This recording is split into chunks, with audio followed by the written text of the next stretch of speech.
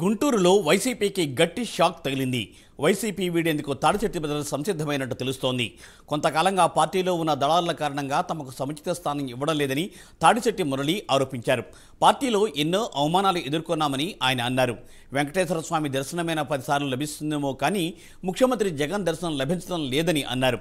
సోమవారం ఆత్మీయ సమావేశం నిర్వహించి అభిమానుల నిర్ణయం మేరకు అడుగులు వేస్తామని ఆయన పేర్కొన్నారు.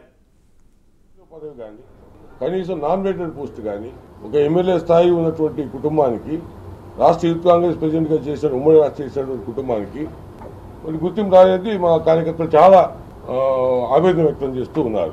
మరి ఇప్పుడు ఎలక్షన్ టైం వచ్చింది, మళ్ళీ ఎటువంటి ఇది లేకుండా మీరు ఎలా పనిచేస్తారు ఈ పార్టీకి అని వచ్చిన ప్రశ్న ఇది. ఈ ప్రశ్నకి సమాధానం సోమవారం ఆత్మీయ సదస్సులో తేలుతుంది. తప్పనిసరిగా మా నిర్ణయాన్ని అక్కడ ప్రకటిస్తాం.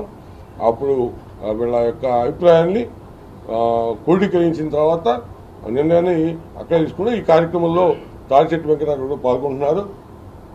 అన్నయ్య నేను ఉంటాము, మా అభిమానులు మా ఆత్మీయులు ఉంటారు. అందరి యొక్క అభిప్రాయాన్ని ఓపెన్ డాస్ అది ఎవరైనా మాట్లాడవచ్చు, ఎవరైనా మాట్లాడతారు. మాట్లాడినప్పుడు ఆ స్పాట్లో నిర్ణయం తీసుకోవడం జరుగుతుంది. అంటే ఇప్పుడు చెప్పడం సమంజసం కాదని తెలియదు, కానీ అవమానాల్ని చాలా నేను ఎదుర్కొన్నాను ఈ పార్టీలో. కానీ జగన్మోహన్ రెడ్డి గారి కోసం దిగముంగుకొని భరించాను. కానీ ఆయన కూడా మరి మాకు న్యాయం చేయలేని ప్రశ్న ఉత్పన్నమైన తర్వాత సరైన నిర్ణయం తీసుకోవాల్సిన పరిస్థితి వచ్చింది.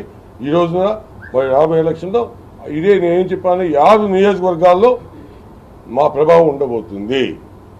ఖచ్చితంగా చెప్పగలను. ఎంత మేరకు అనేది అభ్యర్థులు అర్థమవుతుంది, అధినాయకత్వానికి కూడా అర్థమవుతుంది. ఖచ్చితంగా ప్రభావం చూపించగలరు. అపాయింట్మెంట్ అనేది ఒక నేను చెప్పాలంటే జగన్మోహన్ రెడ్డి గారిని కలవటం అనేది చాలా కష్టసాధ్యం. వెంకటేశ్వర స్వామి గుడికి రోజుకి 10 దర్శనాలు చేసుకునే అవకాశం ఉంటుందేమో కానీ సార్ దర్శనం చేసుకోవడానికి మాత్రం అవకాశమే లేదు. ఇది నిజం. పార్టీలో